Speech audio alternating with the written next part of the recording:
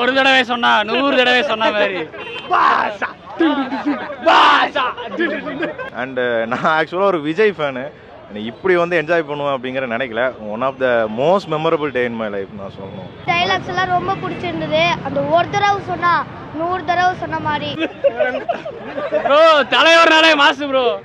தலைவர் ரீரிலீஸ்க்கு அதுக்கு தான் ப்ரோ வந்திருக்கோம். தலைவர் அந்த கடிதத்தை கட்டி அடிக்கும் போது எனக்குலாம் சின்ன வயசுல கண்ணீர் வரும் ப்ரோ. எனக்குலாம் ஒரு தடவை சொன்னா 100 தடவை சொன்ன மாதிரி. நாங்க தான் ப்ரோ. அவங்க இன்டர்வியூ கொடுக்குறாங்க வருது. அடுத்து என்ன படம்? கூலி படத்துக்கு வெயிட்டிங்ல இருக்கோம். எப்போ அந்த படம் ரிலீஸ் ஆகுதோ அப்போ இதே கேங்ஸ்டரோட வருவோம். கேங்ஸ்டர்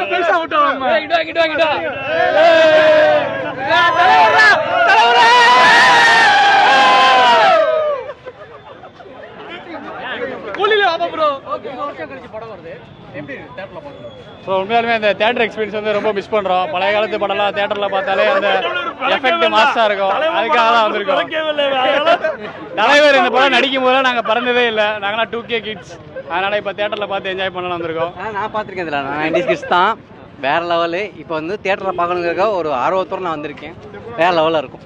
ஓகே படம் முடிச்சுட்டு வரோம் ப்ரோ. அடுத்த கூலிங் வெயிட்டிங். கூலி களத்தில் எங்கள் தலைவன் தான் எனக்கு. அதான் இது வந்து ரொம்ப மேக்ஸிமம் எக்ஸ்பெக்டேஷனோட போகிறேன் நான். 30 இயர்ஸ் 3 டெக்கேட்ஸ் செலிப்ரேஷன் வந்து எப்போவுமே பாஷா படம் வந்து தேட்டருக்கல் எக்ஸ்பீரியன்ஸ் வந்து இட்ஸ் லெஜெண்டரி எக்ஸ்பீரியன்ஸு சொல்லுவோம் படம் பார்க்குறதுல. Every scene every coinage of scene to scene அந்த ஒரு ஸ்க்ரீன் பிளே பிளெண்ட் வந்து இது வரைக்கும் இட்ஸ் அ கல்ட் கிளாசிக். வேறு எந்த படத்துக்கு இந்த மாதிரி பர்ஃபெக்டாக அமையாது. ஃப்ளாஷ்பேக்கு ஒரு ஃப்ளாஷ்பேக்கு, அதில் ஒரு காம்ப்ளிகேஷன், அந்த காம்ப்ளிகேஷனுக்கு ஒரு எக்ஸ்ப்ளனேஷனு அப்படியே வேறு லெவலில் இருக்க எனர்ஜி. அப்படியே எப்பேற்பட்ட ஒரு சேலஞ்சிங்கான டாஸ்க் வந்தாலும் இந்த படத்தை இறங்கி பார்த்தா முடிச்சிடலாம் அப்படிங்கிற மாதிரி ஒரு கான்ஃபிடென்ஸ் வரும். அது இந்த படத்துக்குன்னு ஒரு தனி ஒரு பிளெஸ்டு ஒரு கல்ட்டு ஒரு இன்க்ரெடிபிள் மிரக்கலஸ் எக்ஸ்பீரியன்ஸ் இந்த படத்துக்கு மட்டும் அமைஞ்சிருக்கு.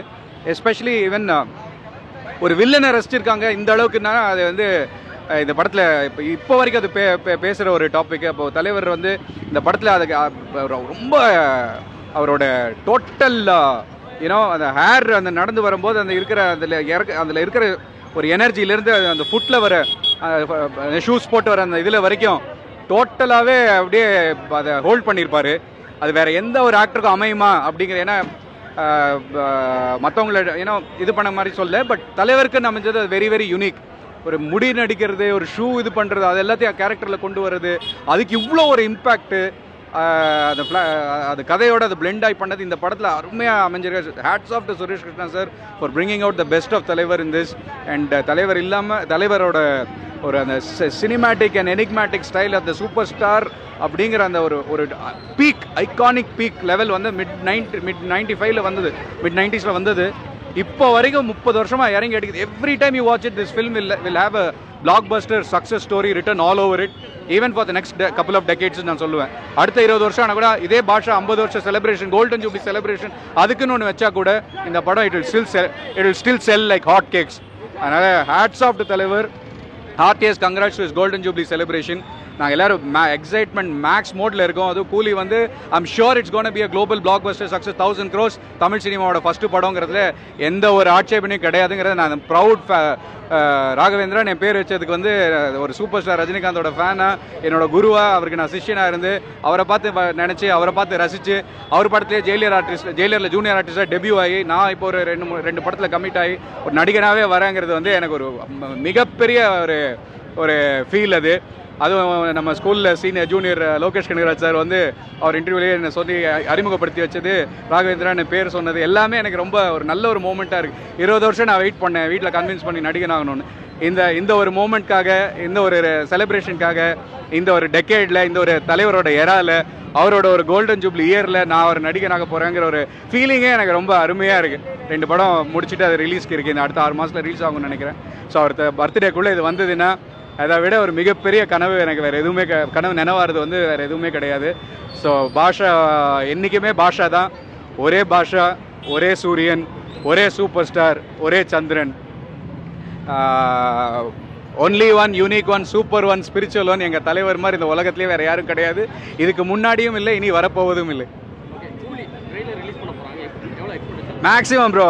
அப்போ கூலி லான்ச் ஆன அடுத்த ஃபியூ மினிட்ஸில் it will be on trending number 1ங்கிறது என்னோட கெஸ்ஸு. ப்ராப்ளி இந்த அவர் in 1 hour it will get to that அப்படிங்கிற. ஏன்னா already hype is created, business is done, biggest release in North India also, everybody is involved, very good package. Pooja கிட்டே song தலைவர் எல்லாமே நல்ல train இல்லை. ஷூபின் வந்து அதில் அவ்வளோ ஏன்னோ இது பண்ணுவார். இது everybody has done well. I think Lokesh sir also got the best out of everybody. டெஃபினட்டாக ட்ரெய்லர் வந்து தெறிக்க விட போகுதுங்கிறதுல எந்த ஒரு இதுவும் இல்லை, டவுட்டும் இல்லை. So max mode and expectation எவ்வளோ இருந்தாலும் அதை பீட் பண்ணுங்கிற 100% கான்ஃபிடன்ஸ் எங்கள் எல்லாருக்கும் இருக்குது. தேங்க்யூ. நான் வந்துட்டு 2015 இந்த ஃபிலிம் பார்த்தேன். லைக் சன் டிவியில் தான் ஃபஸ்ட் டைம் பார்த்தேன்.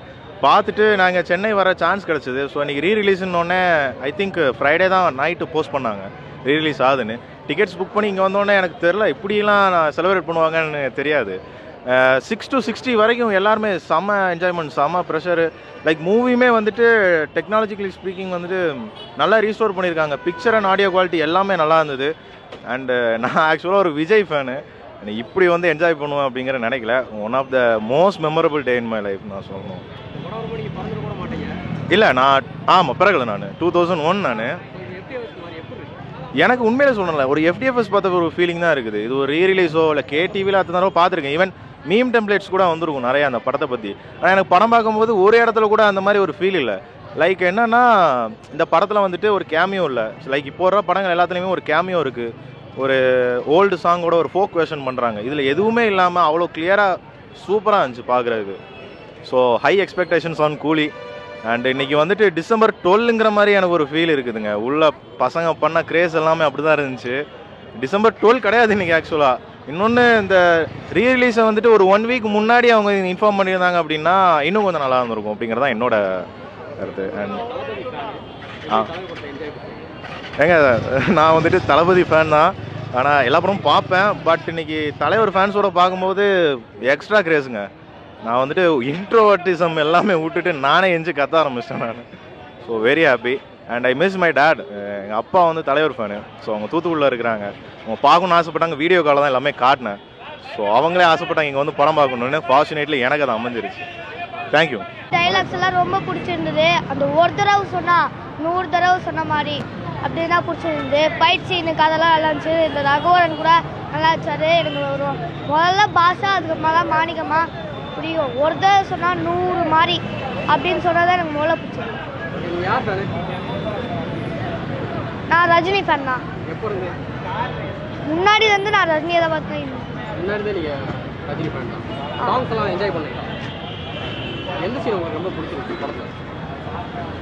ஒரு தடவை சொன்னால் 100 மாதிரி அந்த டைலாக் சீன் தான்.